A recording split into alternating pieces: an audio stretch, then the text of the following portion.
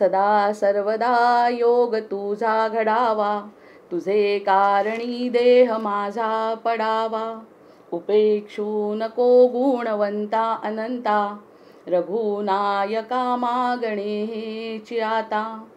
हनुमंतांची कुळवल्ली राममंडपा बेला गेली, श्रीराम भक्तीने फळली, रामदास बोले या नामे.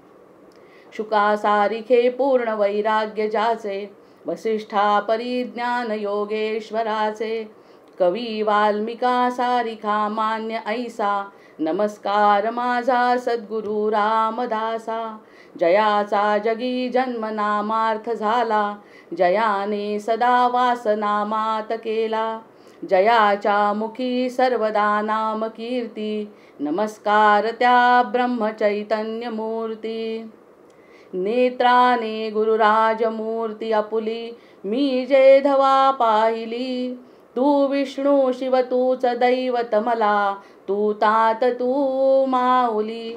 झाला भाव मनात या मग करू कोणास पाचारण. प्रल्हादा गुरुराज या नित तुम्हा, माझे असो वंदन, माझे असो वंदन.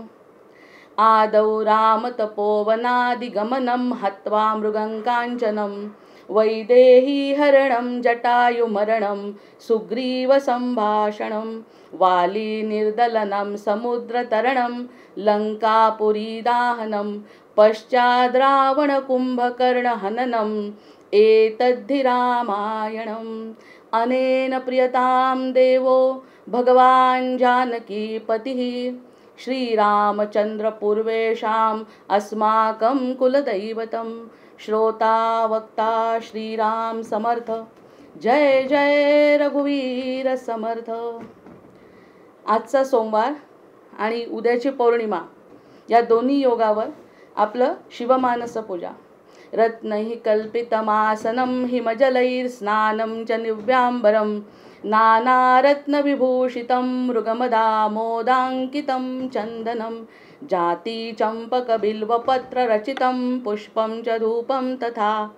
दीपं देवदयानिधे पशुपते, हृत्कल्पितं गुह्यतां. संवर्णे नवरत्नखण्डरचिते, पात्रे घृतं पायसं.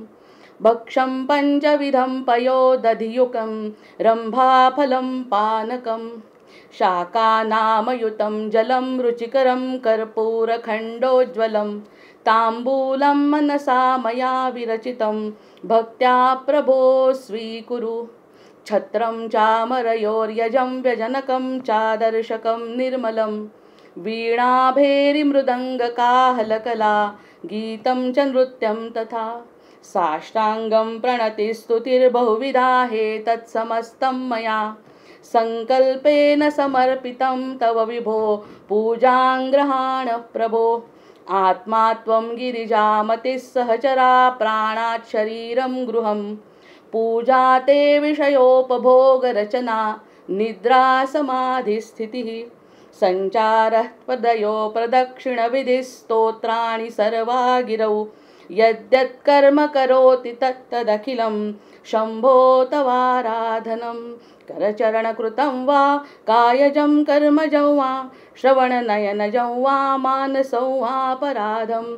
विहितमविहितं वा सर्वमेतत्क्षमस्व. जय जय करुणाब्दे श्री महादेव शंभो. ओम नमः शिवाय, ओम नमः शिवाय, ओम नमः शिवाय. अशा पद्धतीने राम आणि शिवाचं आपण आठवण करून, सद्गुरूंना प्रार्थना करून आपण आपलं नेहमीप्रमाणे आत्मचिंतनाला सुरुवात करू. आत्मचिंतन गोड गोड असे रामांचे मंत्र आपले चालले आहेत. त्यामध्ये आज अतिशय सुंदर गोष्ट आज लक्षात आलेली आहे. ती आता बोलता बोलता लक्षात येईल सगळ्यांच्या. त्यामुळे अधिक न सांगता आपला आनंद द्विगुणित होईल अशी आशा करते आणि आजच्या निरूपणाला प्रारंभ करते. आपला जो 14वा श्लोक झाला आहे, रवी सुतते दूत विक्राळ येती. रवी सुतते दूत विक्राळ येती, तुझ्या लिंग देहासी ओढून नेती. तुला खंडिती मुंडिती दंडिती रे. हरे राम हा मंत्र सोपा जपारे, नको विषयी फारसा मस्त होऊ, नको मानदंभामध्ये चित्त गोवू, नको भस्म लावू जटाभारकारे. हरे राम हा मंत्र सोपा जपारे. जय जय रघुवीर समर्थ. इथपर्यंत आपले 15 पर्यंत आपण काल बघितलंय आणि त्यातलं उजळणी समर्थ जास्त करतायत. प्रत्येक वेळी एकच गोष्ट ते पुन्हा पुन्हा सांगतात आणि ते केव्हा सांगतात हे सुद्धा मी तुम्हाला सांगते. पुन्हा पुन्हा एक गोष्ट का सांगतात? त्यांना एक तर ती सांगायची असते, पटवायची असते आणि दुसऱ्याला पटली की नाही हे बघण्यासाठी पुन्हा ते उजळणी करतात की तुम्हाला हे पटलंय का, समजलंय का, त्याप्रमाणे ते सांगायचा प्रयत्न करतात. आणि ती जरी उजळणी असली, पुन्हा पुन्हा आलेलं असलं तरी ते समर्थ वाक्य असल्यामुळे आपण त्याच्याकडे विशेष लक्ष देणं हे आपलं कर्तव्य आहे. आता नको आणि आजचं जे निरूपण आहे त्याचं आहे, हवे व नको याचा आग्रह नसावा यातच वासनेचे मरण आहे. हे ब्रह्मचैतन्य गोंदवलेकर महाराजांचं आजचं वचन आहे. त्या वचनांना अनुसरून आपण आजच्या या श्लोकाला प्रारंभ करू. नको फार मंत्राग्नीच्या मंत्र दीक्षा, नको जारणा मारणादी अपेक्षा, कळायुक्त चातुर्य तेवी कळारे. हरे राम हा मंत्र सोपा जपारे. जय जय रघुवीर समर्थ. आता या ठिकाणी समर्थ म्हणतायत की भगवंताला खरं सांगायचं म्हणजे ना, भगवंताला कशाचीच अपेक्षा नाही. इतर ब्रह्मांडामध्ये जेवढ्या काही वस्तू आहेत ना त्या सगळ्या माझ्याच आहेत हे तुला कधी कळणार आहे? या सगळ्या निर्माण केलेल्या वस्तू ज्या आहेत ना त्या सगळ्या माझ्या आहेत. मीच निर्माण केल्या आहे. तुला सुद्धा मीच निर्माण केलं आहे. पण तू जेव्हा निर्माण झाला त्यानंतर ज्या वस्तू तुला दिसल्या त्यातल्या वस्तू जर तू मला घेऊन वाहिल्या तर तुला हे समजत नाही की या मी तुला दिलेल्या आहेत, या माझ्याच वस्तू आहेत. त्यामुळे दिलं तर चूक नाही. त्या वस्तू शंकराला जर पांढरं फूल वाहणं ही सगळी उपासनेमध्ये येत आहे. हे सगळं जर तू केलं तर उत्तमच आहे, पण फक्त तेवढंच केल्याने होणार नाही आहे. नको फार मंत्राग्नीच्या मंत्रदीक्षा. मंत्राग्नीच्या मंत्रदीक्षा सुद्धा अपेक्षित नाही आहे. कलियुगाचा भारत आता अगदी स्पष्ट झालंय. याचं कारण आहे, मंत्रामधला एक जरी उच्चार चुकला ना तर त्याचं फळ चुकतं आहे. आपण सर्वसाधारण जरी साधक आहोत आणि आपण सर्वसाधारण जरी लोक आहोत तरी एखाद्याचा उच्चार जर चुकला तर कानांना कसं वाटतं? आपल्या चुकल्यासारखं वाटतं. मग आपल्यासारख्या अज्ञानी माणसाला जर असं वाटतं की हे तरी चूक आहे, म्हणजे जसं मन त्यात रमायला पाहिजे तसं जर त्या व्यक्तीचं रमलं नाही तर भगवंताचं कसं रमेल? तो धर्म आहे. धर्माप्रमाणे आचरण आणि धर्माप्रमाणे शब्दांचे उच्चार हे सगळं आवश्यक आहे. कारण एका शब्दांच्या उच्चाराने त्याचं फळ बदलतं आहे. याचे कितीतरी उदाहरणं, दाखले आपल्याला मिळालेले आहेत. त्याच्यामुळे मंत्राग्नीच्या मंत्रदीक्षा न देता सुद्धा जर एखादं काम जमत असेल तर काय हरकत आहे? मंत्रदीक्षा देत असताना तेवढी जबाबदारी, खबरदारी जर कोणी घेत असेल तर ठीक आहे, पण तो एखादा आहे. या काळामध्ये इतकी तपश्चर्या करून 15, 16 वर्ष, 20 वर्ष आयुष्याचे घालवून मग त्या मंत्रांचा उच्चार करून आणि मग त्या अग्नीमध्ये आहुती देऊन हे सगळं करणारे खरंच लोक आहेत का? तसं सात्विक आचरण आहे का? तसे सात्विक विचार आहेत का? फक्त पैसा पाहिजे या दृष्टीने सुद्धा आपण ह्या सगळ्या गोष्टी करताना बघत असतो. मग त्याचा खरंच यजमानांना फायदा होईल का?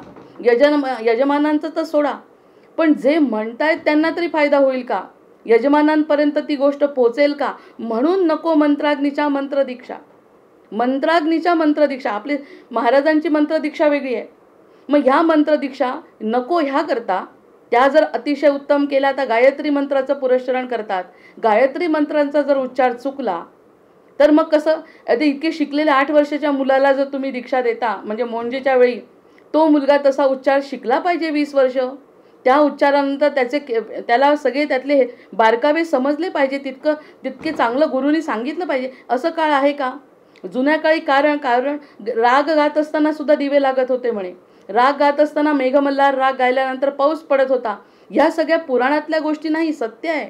पण त्यामागे त्यांची तपश्चर्या आहे. ह्या लोकांची तपश्चर्या आहे. एखादी उत्तम गोष्ट जेव्हा घडते तेव्हा त्यामागे त्याची तपश्चर्या असते, साधना असते, पूर्वपुण्याही असतं. म्हणून या मंत्रदीक्षा नकोत. अन्यथा आताही जर तुम्ही वयाचे 22 वर्ष वाया घालवत असाल आणि तसे मंत्र करत असाल आणि तसंच पवित्र वातावरण ठेवत असाल, सच्चरित्र असेल, नंतर सात्विक आहार विहार असेल तर त्या मंत्रदीक्षा कामात पडतील. म्हणजे एवढं कठीण व्रत आहे ते. म्हणायला असं वाटतं हे अतिशय सोपं आहे, पण ते अतिशय कठीण व्रत आहे. मग ते कठीण व्रत करून मग त्यामध्ये काय होतं, आणि हा भाग झाला की अतिशय कठीण अशी तपश्चर्या लागते, हा पहिला भाग झाला. आणि दुसरा भाग असा आहे की ते फळ मिळालं पाहिजे, हा दुसरा. आणि तिसरा आणखीन महत्त्वाचा भाग आहे त्यामध्ये, की आपण हे केल्यानंतर 20 वर्ष आयुष्यातले घालवले आणि त्यामुळे मला फळ मिळालं, ही भावना नाही का निर्माण होणार? कारण कष्टच इतके आहेत, इतके कष्ट घेतलेत 22 वर्ष त्याकरता, त्या कष्टांमुळे मला हे फळ मिळालं, हे सगळ्यात घातक आहे. म्हणजे घात कुठे कुठे होऊ शकतो आपला? घात होण्याची पायऱ्या कोणकोणत्या? आधी कष्ट करणं कठीण. एखाद्या जीवानी कष्ट करायचं ठरवलं, कष्ट केले, त्याचं फळ मिळालं, ते आणखी कठीण. त्यानंतर मिळालेलं फळ मी अर्पण नाही करणार, तो व्यक्ती अर्पण नाही करणार. तो म्हणेल हे माझ्या कष्टाचं कष्टसाध्य फळ आहे, देणारा कोण आहे? मी कष्ट केले म्हणून मिळालं, इतरांनी कष्ट केले नाही हे त्याला दिसतं आणि आपण कष्ट केले हे त्याला समजतं. त्यामुळे त्यामध्ये अहंकार येण्याची शक्यता आहे. म्हणजे कष्ट करायचे, त्यानंतर फळ काय मिळालं ते आपल्या इच्छेप्रमाणे मिळालं का ते बघायचं, त्यानंतर त्यात अहंकार येऊ नाही द्यायचा. किती कठीण पायऱ्या आहेत या. एवढ्या सगळ्या कठीण पायऱ्या असताना आपण हरे राम हा मंत्र सोपा जपा रे यावर चर्चा करतोय. त्यामुळे जितकं कठीण आहे ते सोपं करायचं आहे आपल्याला. काय गरज आहे एवढं सगळं कठीणाकडे जाण्याची? एवढे कष्ट करण्याची सवलत दिली आहे कलियुगामध्ये. आणि आपले समर्थ सद्गुरू असे आहेत की जे तुमचे कष्ट कमी करायचा प्रयत्न करतात, तुमचा भार कमी करायचा प्रयत्न करतात. तुम्ही मनाचं ओझंच काढून टाका म्हणतायत, मग स्वतःचा विचार बाजूला ठेवा म्हणतायत. मी काय सांगतो ते ऐकलं ना तर ह्या सगळ्या पायऱ्या संपून जातात. राजमार्ग आपल्याला सापडतो कमी कष्टाचा. फक्त त्याला अट खूप कठीण आहे, ती बोलतात आहे नको जारणा मारणादी अपेक्षा. म्हणून ते जारण मारण क्रिया करून काही अपेक्षा असतात. ह्या अपेक्षांप्रमाणे माझं झालं पाहिजे असं वाटतं की नाही? इतके कष्ट केल्यानंतर ह्या अपेक्षा ज्या निर्माण होतात, त्या अपेक्षा नसल्या पाहिजे तरच देवाची प्राप्ती होते, ईश्वर प्राप्ती. आणि आपली ही जी प्राप्ती आहे, बाकीच्या गोष्टींची प्राप्ती, यात जमीन अस्मानचा फरक आहे. हे जे प्राप्त होतोय ती सिद्धी आहे आणि ईश्वर प्राप्त होतोय ती मुक्ती आहे. जे आपल्याला ईश्वराने देणार आहे ते मुक्त आहे, आपण मुक्तत्व येणार आहे. आणि इथे पुन्हा बंधनच आहे. कोणत्या प्रकारचं बंधन? ते असं की मी इतके कष्ट केले, इतके मी त्याच्यासाठी आयुष्य घालवलं, इतकी मी बुद्धिमत्तापणाला लावली, मी बाकीच्या सगळ्या गोष्टींचा त्याग केला. ही सुद्धा भावना त्या माणसाच्या मनामध्ये येऊ शकते. त्यामुळे हे थोडं कठीण व्रत नाही का? समर्थ म्हणतात हे कठीण व्रत नाही का? नको जारणा मारण आदी अपेक्षा. नको म्हणजे त्यांनी स्वतः खडतर व्रत केलं आहे. आम्ही आमच्या महाराजांना पाहिलंय खडतर व्रत केलेलं. आपल्या ब्रह्मचैतन्य महाराजांनी खडतर व्रत करूनच दास्यत्व पत्करलं आहे. तुका माई किती कठीण परीक्षा घेतली आहे, सगळं त्यांनी केलं आहे. पण त्यांच्यासारखं आपण होऊ शकतो का? उलट त्यांनी जे करून ठेवलं त्याचा फायदा घेऊया ना आपण. हरे राम हा मंत्र सोपा जपा रे. त्यांनी एवढे कष्ट डोंगरासारखे केले, पण त्यासाठी आवश्यक काय आहे? मग त्यांनी केलेलं जर आपल्याला मिळवायचं असेल तर त्यांच्या मनाने वागायला पाहिजे ना. मग ही बुद्धीची शरणागतीच तर माणसाला होऊ देत नाही. मन बाकी सगळं करायला मी तयार आहे, कष्ट करायला मी तयार आहे, मी सगळं करायला तयार आहे, फक्त मला फळ मिळालं पाहिजे, मी फळ मिळवतो.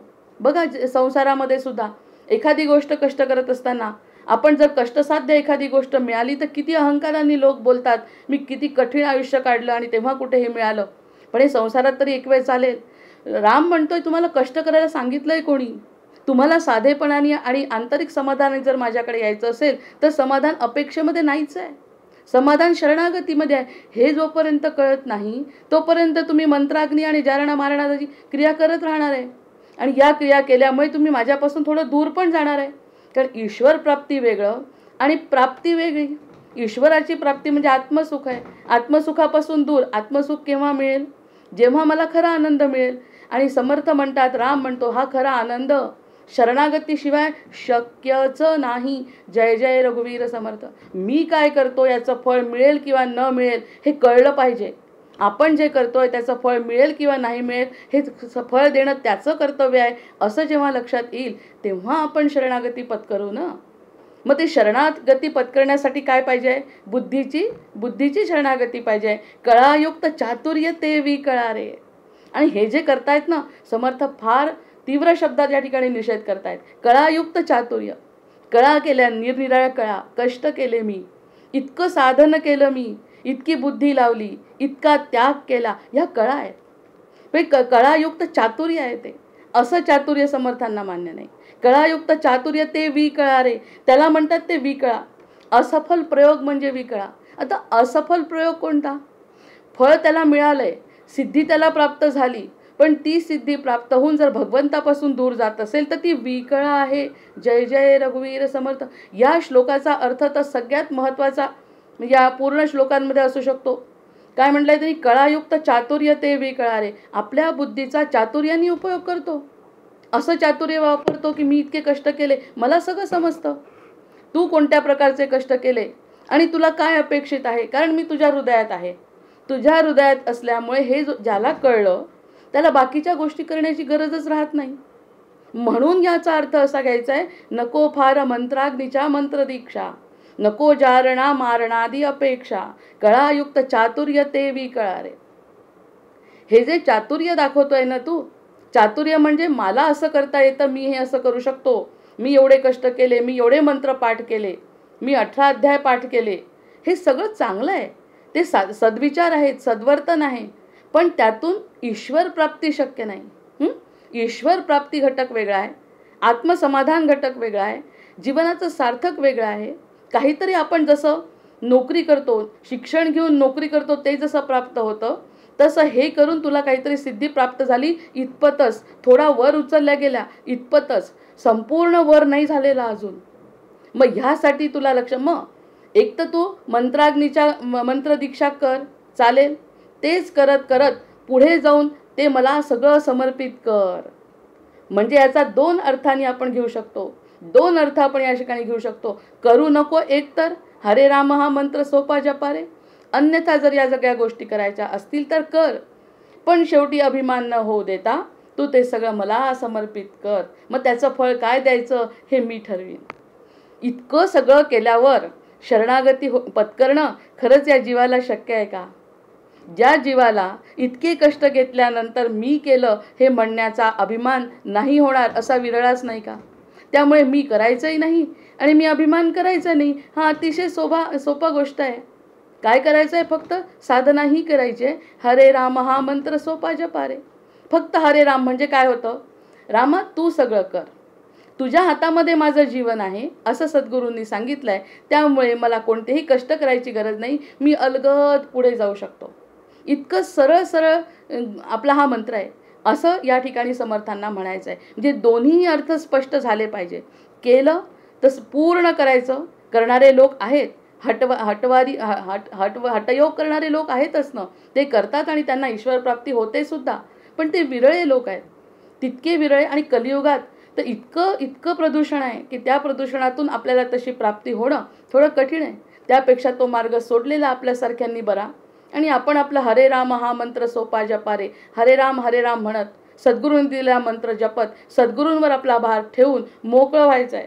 म्हणजे ईश्वराची पूजा हे अध्यात्माचं मुख्य अंग आहे. ते मग मनी धरलेली कामना आणि हेतू जर पूर्ण होऊ शकत नाही, मनी धरलेली कामना आणि हेतू, कशासाठी एवढे कष्ट केले आपण सांगा? आपण हे जे कष्ट केले काहीतरी हेतू होता ना. एक यज्ञ केलाय, नवचंडी यज्ञ केला आणि त्यासाठी अतिशय कष्ट घेतले. त्यानंतर तो यज्ञाची जेव्हा आहुती होते, पूर्णाहुती होते, त्यावेळी एक अपेक्षा असते मनामध्ये. ती अपेक्षा जर पूर्ण झाली नाही तर काय होतं? ती अपेक्षा किंवा मग आता आपल्याला येतं नैराश्य. आपल्याला नैराश्य येतं आणि नैराश्य हे इतकं सगळं करून जर नैराश्य येत असेल, इतके सगळे कष्ट, आलाय का लक्षात मला काय म्हणायचं आहे? की इतके सगळे प्रयोग केले, इतके सगळे कष्ट केले, उपास केले, तापास केले, त्यानंतर यज्ञ केला, हवन केलं, गुरुजींनी सुद्धा पूजा केली, पूर्णाहुती झाली आणि जे मनाचे हेतू आहेत माझ्या ते जर पूर्ण झाले नाही, कारण सहेतुक आहे ना ती पूजा. सहेतुक पूजा केल्याबरोबर जर माझ्या मनाचं झालं नाही तर निराशा येते. मग ही निराशा आणि नैराश्य जर येत असेल तर या पूजेला अर्थ आहे का? आणि त्यावेळी लोक देवाला नावं ठेवायला लागतात. त्या ठिकाणी असं म्हणतात की इतकं सगळं करून मला कष्टाचं फळ मिळालं नाही, मग त्या ठिकाणी देवाला नावं ठेवतात. आणि हे सगळे कशामुळे घडलं? इतके कष्ट मी केले, जसं पाहिजे तसं फळ मिळालं नाही, आणि याच्याही वेळेस बोलतात. आणि जेव्हा दुःख आलं पदरी तेव्हाही बोलतात. निराशा, अपेक्षांमुळे हे सगळं दुःख आहे. आता गंमत बघा, हे जे आपलं आजचं जे मंत्र झाला त्यामध्ये सद्गुरूंचं आजचं प्रवचन कोणतं आहे, ती गंमत म्हटलं मी आज, की वासना नाश हाच मोक्ष. म्हणजे राममंत्र समर्थांचा आणि गोंदावलेकर महाराजांचं आजचं प्रवचन बघा. आज विस्तारात बोलायला पाहिजे. नेहमी कसं आपण 2 ओळी घेतो त्यांच्या आणि सोडतो, पण आजचा विस्तार या श्लोकाला पूर्ण अनुसरून असल्यामुळे मी त्यावरती बोलायचं ठरवलं. ही गंमत आहे आजची. वासना नाश हाच मोक्ष आहे म्हणतात. मग कोणत्या वासनेचा नाश झाला? इतके सगळे कष्ट केले मी, कष्ट केल्यानंतर मला माझ्या मनाचा हेतू, आणि मनाचा हेतू पूर्ण होण्यासाठीच कष्ट आहेत ना, ते पूर्ण झाले नाही. निराशा, इतरांपेक्षा जास्त वेळ मी घालवला त्यामध्ये आणि मला जे पाहिजे ते मिळालं नाही. माझ्या नशिबात दुःख आहे. वासनांमुळे हे सगळं घडत आहे. या वासना ही जी इच्छा आहे, मग ते सद्गुरू म्हणतात आज की वासनेचा नाश हाच मोक्ष आहे. मग स्वर्ग नरक कल्पना मनाच्या नाहीच, या सगळ्या सोडून द्या. या क्षणी जर आपली वासना नष्ट होत असेल आणि वासना नष्ट होत नसेल तर मोक्ष नाही. वासना नष्ट होत असेल तर मोक्ष आहे. हे सद्गुरूंचं वचन आहे, मी बोलत नाही. त्यामुळे राममंत्रांना अनुसरून नको मंत्र दीक्षाचाच अगदी आजचा भाग आहे. भक्ती म्हणजे काय? समर्थ म्हणतायत, म्हणजे आपले सद्गुरू म्हणतायत परमार्थ म्हणजे काय हेच तर कळत नाही आपल्याला. आपल्याला असं वाटतं की हा जो मंत्र केला, हा जे होम हवन केलं, ती भक्ती आहे. त्या भक्तीतून मिळणारं फळ मला पाहिजे ते मिळालं नाही, हेच तर तुला कळलं नाही म्हणतात सद्गुरू आज. परमार्थ म्हणजे काय हे तुला कळत नाही. ज्याला प्रपंच नीट करता येत नाही त्याला परमार्थ करता येणार नाही. जय जय रघुवीर समर्थ. म्हणजे आधी प्रपंच करावा नेटका, मग परमार्थ विवेका. आपल्याला वाटतं हे सगळं सोडून परमार्थाकडे वळायचं आहे, तेही सद्गुरूंना अपेक्षित नाही. प्रपंचाला कंटाळून भक्ती येणार नाही. प्रपंचाला कंटाळून भक्ती येणार नाही. कंटाळा प्रपंचाचा येण्यापेक्षा विषयांचा आला पाहिजे. आपण जे विषय, आता ही जी कल्पना आहे की मला हे मिळावं, मला ते मिळावं, त्यासाठी हे कष्ट, त्यासाठी हा अहंकार, हे संपलं पाहिजे. या विषयांचा कंटाळा आला पाहिजे. भक्ती म्हणजे काय? या विषयांचा कंटाळा आला पाहिजे. मला सुख व्हावे हा प्रत्येक जीवाचा मुख्य हेतू असतोच. समर्थांचं वचन आहे, मोक्ष म्हणजे निरतिशय सुखाचा अनुभव होय. आजचं पूर्ण प्रवचन होणार आहे माझं की मोक्ष म्हणजे निरतिशय सुखाचा आनंद. आता मोक्षाची संकल्पना कळली आपल्याला आजच्या प्रवचनातून. कोणाच्या? गोंदावलेकर महाराजांच्या. की जे आपण म्हणतोय हरे राम हा मंत्र सोपा जपारे, तुमच्या मनाच्या इच्छेमुळे तुम्ही ते सगळं काही करता आणि त्यातून निराशा उत्पन्न होते. प्रत्यक्षात मोक्ष म्हणजे काय? ती निरतिशय सुखाचा आनंद. निरतिशय सुखाचा एकदा नाही, तोच आनंद सतत टिकणे. जिवंतपणे मिळालेली आत्यंतिक सुखाची स्थिती म्हणजे मोक्ष. जिवंतपणी मी जिवंत आहे, मला सगळं समजतंय, त्यावेळी जर मी आनंदात असेल तर तो मोक्ष आहे. मेल्यानंतर कोणी बघितलं, सद्गुरूसुद्धा तेच बोलतायत की आत्ता जर मला आनंद मिळत असेल विनाकारण, त्या दिवशीचं प्रवचन होतं अकारण प्रेम करावे भगवंतावर. मग ते अकारण प्रेम करता करता पुढची पायरी आली आणि त्यांनी म्हटलं जिवंतपणी जर मिळालेलं आत्यंतिक सुखाची स्थिती म्हणजे मोक्ष आहे. खरोखर भगवंताजवळ काय कमी आहे? मागतोय आपण, ते मिळत नाही. म्हणजे भगवंताजवळ ते नाही का? आहे. आपल्या प्रारब्धाप्रमाणे ते मिळत नाही आहे.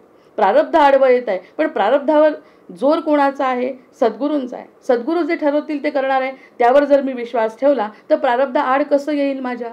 हा महत्त्वाचा विषय भक्तांनी केला पाहिजे. खरोखर भगवंताजवळ काय कमी आहे? एक आपलं मन त्याला द्यावं, बस.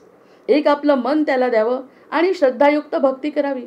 बोलायला सोपं आहे सद्गुरूंना, जीवाला त्याचाही त्रास होतो.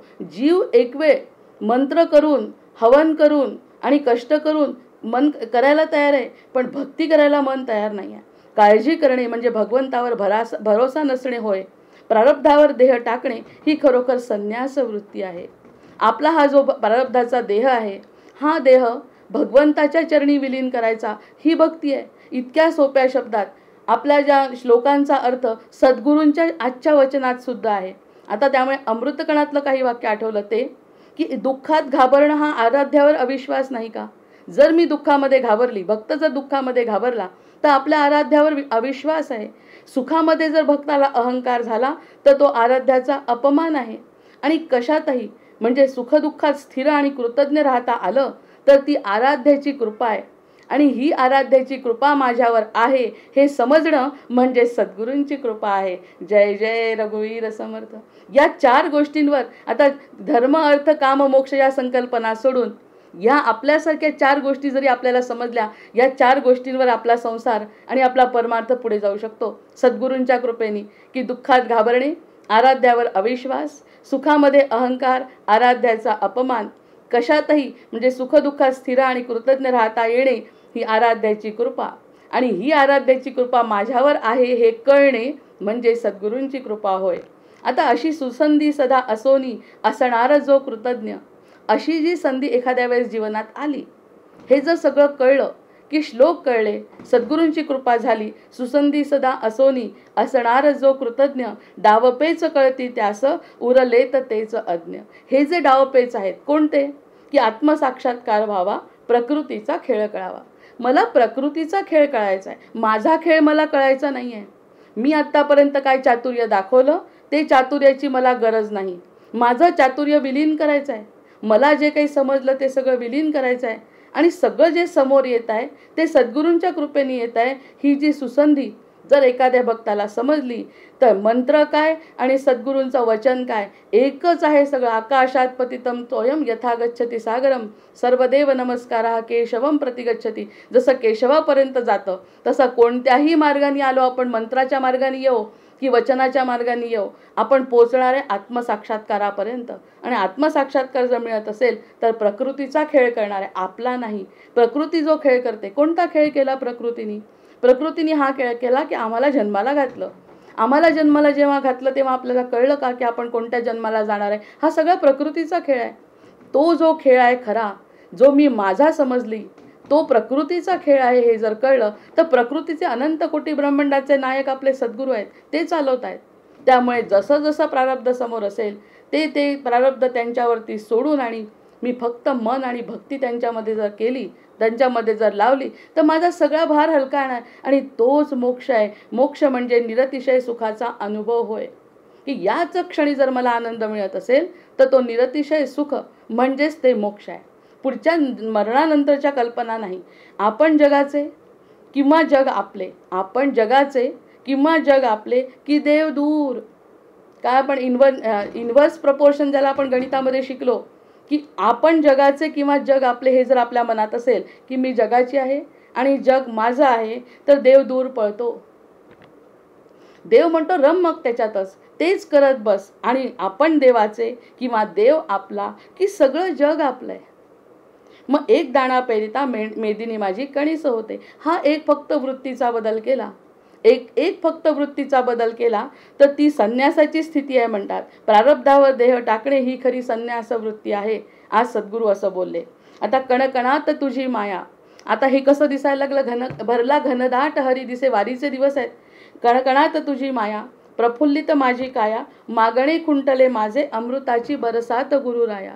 आज अमृताची बरसात होते असं जर वाटलं, एखाद्या जीवाला जर वाटलं की आज अमृताची बरसात होते, विनाकारण आनंद होतोय, ही संन्यास वृत्ती आहे. प्रत्यक्षात मागणं काहीच नाही. वासना संपलेल्या आहे. नाश कशाचा झालाय? वृत्तीचा नाश झालाय. मागणं काय संपलंय? मला काहीच नको आहे. दिले हेच दान हे जे बुद्धीस पेलत नाही. हे जे दान आहे ते आता बुद्धीला पेलत नाही. महिमा न वर्णवे हा शब्दात मावत नाही. हा जो महिमा आहे सद्गुरूंचा किंवा ही सद्गुरूंची कृपा, हे जे त्यांचे वचन आहे, हा जो मंत्र आहे, ते सगळं जर एखाद्या जीवाला आपलं असं वाटायला लागलं की हाच आपला देह आहे असं वाटायला लागलं तर ही संन्यास वृत्ती आहे. ही जी संन्यास वृत्ती आहे त्यांनी काय होत आहे? महिमा न वर्णवे हा शब्दात मावत नाही. आणि जर माझ्याजवळ शब्दच नाहीत बोलायला आणि फक्त अनुभव घ्यायला, आतून बाहेरून जर तो व्यक्ती तृप्त होत असेल तर ह्या गोष्टीला काय लागलं विशेष? त्यांनी सांगितल्याप्रमाणे आपल्याला नको फार मंत्राग्नीच्या मंत्र दीक्षा नको आहे. नको जारणा मारणादी अपेक्षा, कळायुक्त चातुर्य ते वी कळारे. जर तू चातुर्य केलं कळायुक्त, वेगवेगळ्या कळा दाखवल्या की मी असं केलं, मी तसं केलं, ते मला जमणार नाही. मी सगळं तुझ्याकडचं बघत असतो आणि ते जर तुझ्याजवळ असेल तर मी विकळा आहे ती माझ्या दृष्टीने, ती उत्तम कळा नाही असं समर्थ म्हणतात. आता प्रवचनातला दुसरा भाग म्हणतात, वासना न ठेवता आपल्या हातून कर्मच होत नाही. वासना न ठेवता आपल्या हातून कर्मच होत नाही. त्याला काय करावं? कोणते तरी वासना असते मनामध्ये, तेव्हा आपण कर्म करतो. कोणतंही कर्माच्या मागे वासना दडलेलीच आहे. सद्गुरू सांगतायत प्रवचनामध्ये, माझे समाधान माझ्याजवळ असताना दुसरीकडे ते मिळेल असे आपल्याला वाटते, तिथेच चुकते. कारण कोणतंही कर्म करतो जेव्हा आपण, तेव्हा आपण सतत हे मिळेल ते मिळेल ह्या आशेने करतो. ते तिथे चुकतंय म्हणतात सद्गुरू. गुंतलो होतो अर्जुन गुणे, मुक्त झालो तुझ्या गुणे. ज्ञानेश्वरीमध्ये म्हटलंच आहे की ह्या सगळ्या गोष्टी जर मी माझ्या म्हटल्या तर मी अडकलो, आणि प्रत्यक्षात या तुझ्या म्हटल्या तर मुक्त झालो. त्यागिले जर जगमनाने दूर नाही देव हा, आत रमला जीव जर सुसंधी ही खरी पहा. आत वस्ती ईश्वराची चैतन्य रूप उजळते, भास नाही दैन्य नाही लख कांती उजळते. जय जय रघुवीर समर्थ. लख कांती उजळते. प्रत्यक्षामध्ये देहाला दोष आहे, देह संपणार आहे, पण असा संपणारा देह सुद्धा लख कांती उजळते असं भक्ताला वाटतंय. कशामुळे वाटतंय? की माझं असं काही नाही, जे सगळं आहे ते तुझं आहे. ही जी वृत्ती श्लोकाबरोबर सद्गुरूंचं प्रवचन हेच बोलतंय. तेच अमृताचे कण आहेत माझे सुद्धा. जंगल जंगल ढूंढ रहा है मृग अपनी कस्तुरी को. वस्तुरीला शोधण्यासाठी जंगल जंगल फिरतो तो मृग, आणि इतका फिरतो शेवटी दमून जेव्हा तो थकतो खाली बसतो, तेव्हा त्याचं मुख जेव्हा त्याच्या बेंबीजवळ जातं तेव्हा त्याला कळतं, अरे ही कस्तुरी तर माझ्याच बेंबीतून वास येतोय, याचा सुगंध दरवळतोय, मी किती फिरलो. म्हणजे त्याला सुद्धा सगळ्यात शेवटी दमून झोपल्यावर समजतं की आता मी काहीच करू शकत नाही, कुठे तो सुगंध आहे तो कळत नाही. तेव्हा जो शांत बसतो, ती शून्यावस्था जेव्हा आपल्याला येईल तेव्हा आपल्यातला भगवंत आपल्याला कळेल. तेव्हा वासनेचा नाश, आणि तो वासनेचा नाश म्हणजे खरी संन्यास वृत्ती. ती जर झाली तर मग मंत्राग्नी आणि चंद्रकाळ ह्याचा काय उपयोग आहे? हवे पण संपले नाही तोपर्यंत समाधान नाही. मला हे पाहिजे, मला ते प्रवचन, मला जे पाहिजे मला हे पाहिजे असं जर म्हटलं तोपर्यंत समाधान नाही. हव्यास मरेपर्यंत सुटत नाही, तो सोडायला पाहिजे. आता आपल्याला लक्षात आलं पाहिजे, हव्यास करायला नको, अट्टहास करायला नको. हे सर्व रोगांचे मूळ आहे. आणि म्हणूनच ज्याची वासना नाशीची झाली तो मोक्षत्वाला गेला खरा.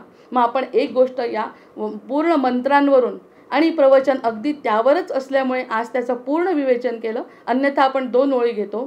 ते म्हणतात आहे की आपली वासना जर नष्ट झाली तर मोक्ष आत्ताच मिळाला असं समजा. हे माझं वचन आहे, हे माझं तुम्हाला दिलेलं वचन आहे. आशेची निराशा झाली नाही तोपर्यंत भगवंताचा दास होता येणार नाही. जोपर्यंत आशेची निराशा, काय आशा होती आपली? हे केल्याने हे मिळेल, हे केल्याने हे मिळेल, आणि मी केलं म्हणून मिळतंय, हे मी केलं म्हणून मिळतंय, हे जोपर्यंत संपत नाही तोपर्यंत मी तुम्हाला मिळू शकत नाही. आशा जेव्हा मनात उठेल तेव्हा ती भगवंताला अर्पण करावी. आणि दुसरा पर्याय त्यांनी सांगितला, एखादी आशा असणे हा आपला मनुष्याचा स्वभाव आहे. त्यामुळे त्या स्वभावाप्रमाणे जर एखादी आशा उत्पन्न झाली तर ती म्हणायचं की सगळं जसं आपण मानस पूजेमध्ये जसं सांगितलं, माझे पाय जे फिरतात ते तुझी प्रदक्षिणा, मी जे खातो अन्न ते तुझा प्रसाद, असं प्रत्येक गोष्ट त्यांना समर्पित करून जर एखाद्या जीवाने ठरवलं, अर्पण केली, तर ती आशेची निराशा निराशेची आशेमध्ये परिवर्तन होतं.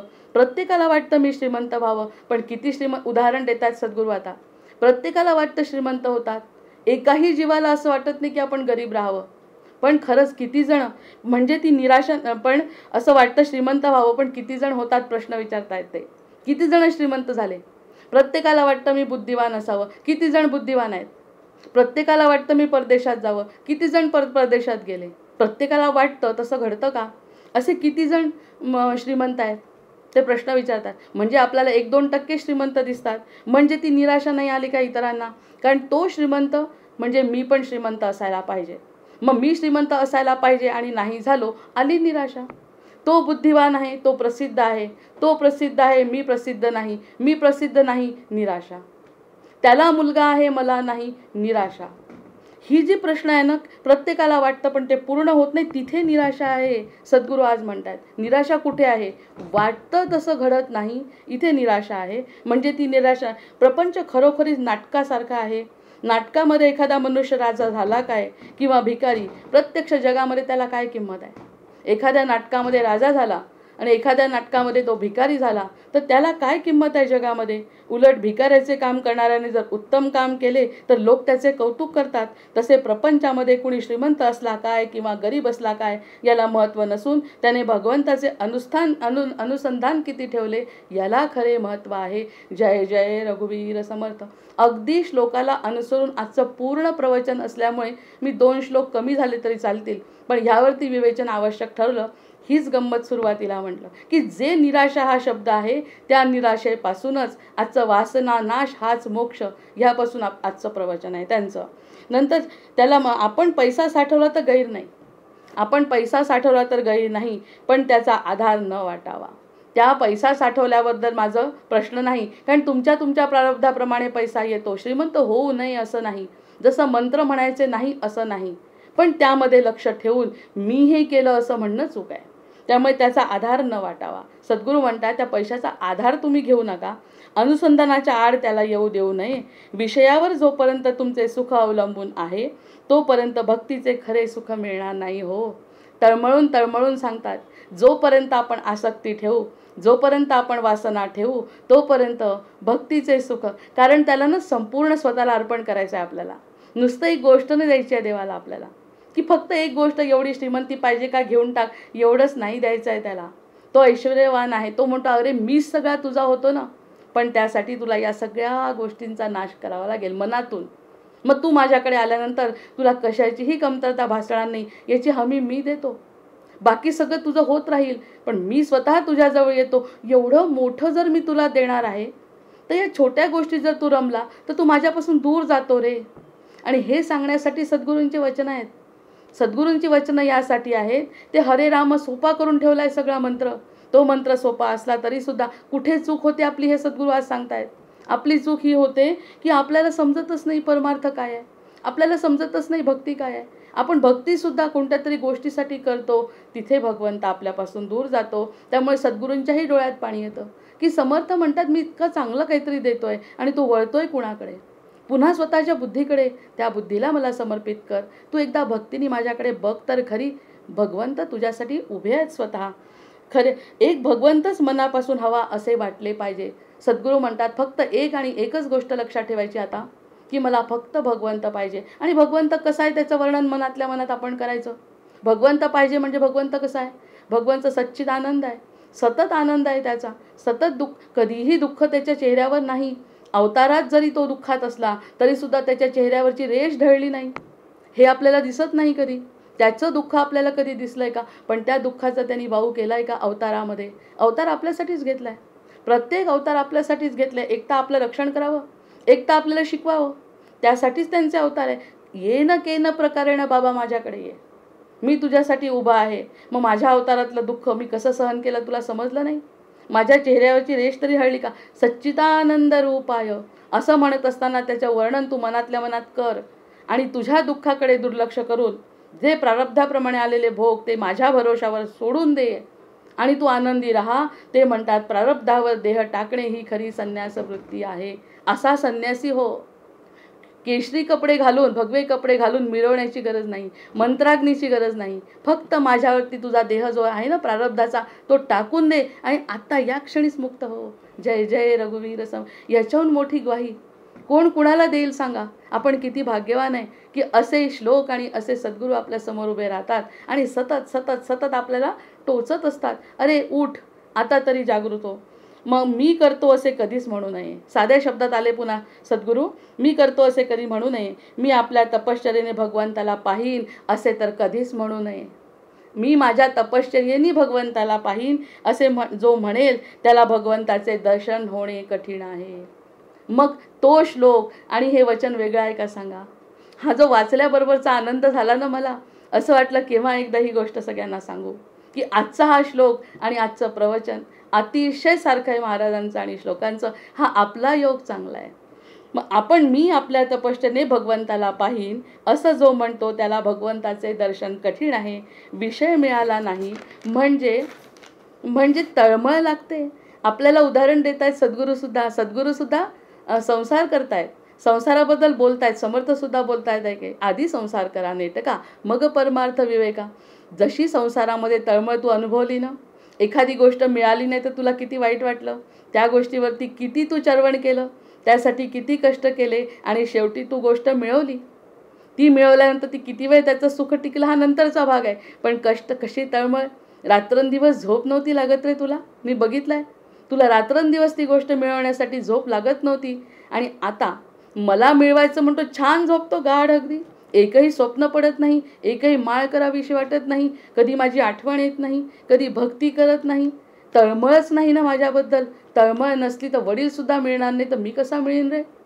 त्यामुळे तळमळ जशी तुला संसारात लागली ते उदाहरण देऊन सद्गुरू सांगतायत, तशी तळमळ माझ्यासाठी ज्याची लागेल त्याच्यासाठी मी एक क्षणही लागत नाही यायला तुझ्याजवळ.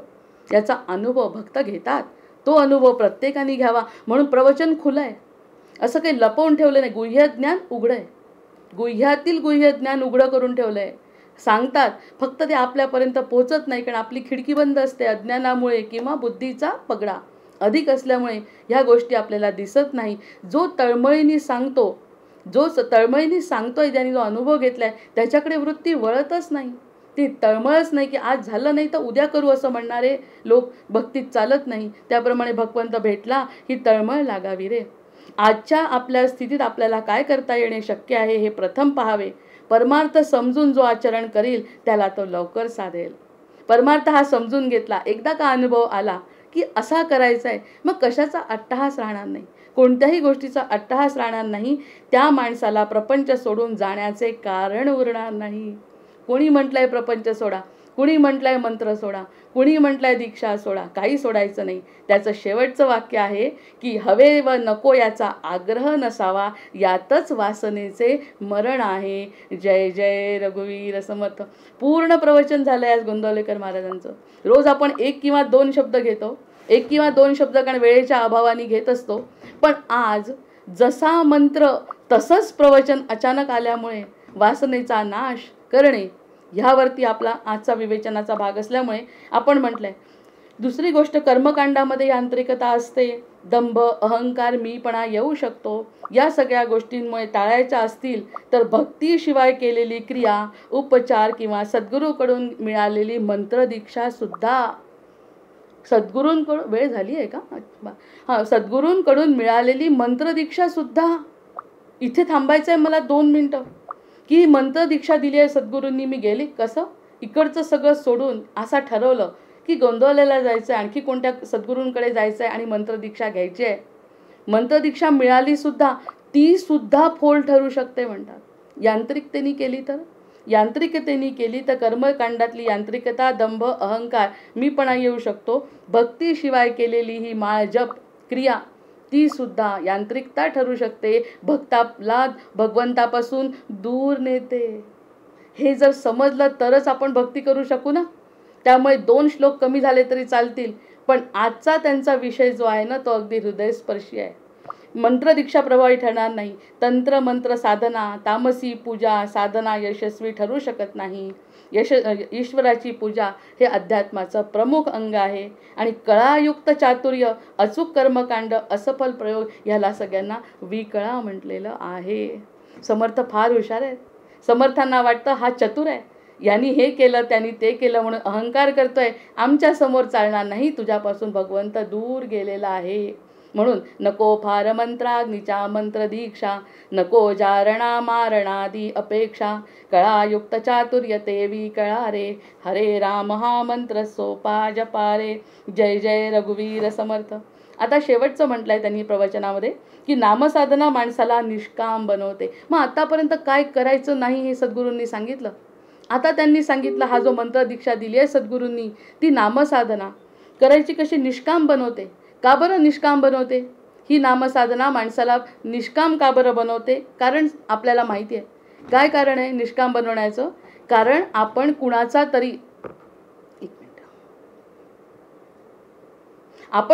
तरी जप करतोय, आपण त्यांचा जप करतोय, ते त्यातही यांत्रिकता नाही आहे.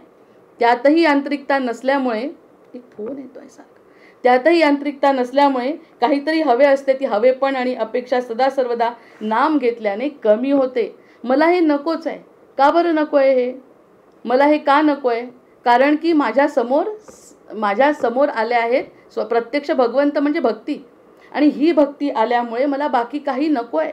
त्यामुळे मला आता त्यातली वासना राहत नाही, आणि मग वासना न झाल्यामुळे ह्या सगळ्या गोष्टी, मला एक फोन सारखा त्रास देतो आहे. एक मिनिट.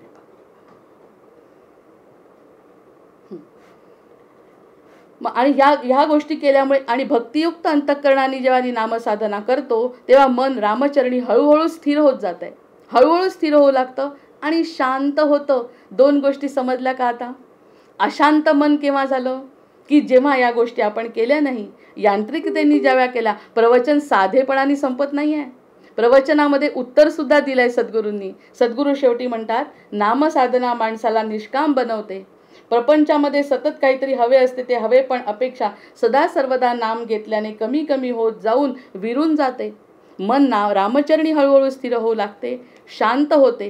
कामनाच नाही म्हणून सकाम साधना कराविषयी वाटत नाही. मग नको भार मंत्राग्नीच्या मंत्रदीक्षा नकोच आहेत, खरंच नको आहेत. मला या मंत्रदीक्षा नको आहेत आणि साधना करावी वाटत नाही. ही मनाची स्थिती कायम राहावी, ही मनाची स्थिती कायम राहावी, समाधान लाभावे आणि यासाठी सतत अभ्यास करणे महत्त्वाचे आहे. म्हणून काय करावे? काय करायचं? शेवट कशामध्ये आलाय? शेवट कशामध्ये आलाय? यासाठी काय करायला हवं? हरे राम हा मंत्र सोपा जपा रे. जय जय रघुवीर समर्थ, जय जय रघुवीर समर्थ. या ठिकाणी थांबते कारण मला सारखा फोन येतोय. भर्जन भव बीजाचे अर्जन सुख संपत्तीचे तर्जन यमदूताचे राम गर्जन. बोला राम राम राम, बोला राम राम राम. भर्जन भव बीजाचे अर्जन सुख संपत्तीचे तर्जन यमदूताचे राम गर्जन. भर्जन भव बीजाचे अर्जन सुख संपत्तीचे तर्जन यमदूताचे राम गर्जन. बोला राम राम राम, बोला राम राम राम.